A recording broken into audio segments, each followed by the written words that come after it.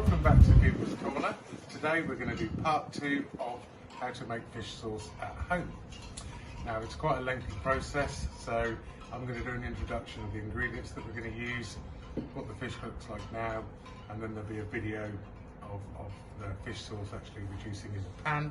So if we'd like to go through the ingredients that we're going to use, we're going to use some palm sugar, we're going to use galangal, and we're going to use some garlic, the outer casings of the garlic cloves. I've got some cling film on because it's a bit of a wet and windy day here at Cooper's Corner, but it's not going to stop us from cooking. So now we're just going to give this just a light smash. Just bruise it.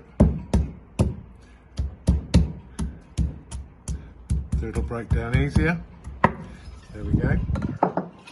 Now if we pop over here, this is our fish sauce, which has been fermenting in our salt and our water mixture. So if I just take the top off, good job you're not on smell-o-vision, because there we go, just take a look at that. And it's got quite a pungent smell to it. Can you see in there? Look at that.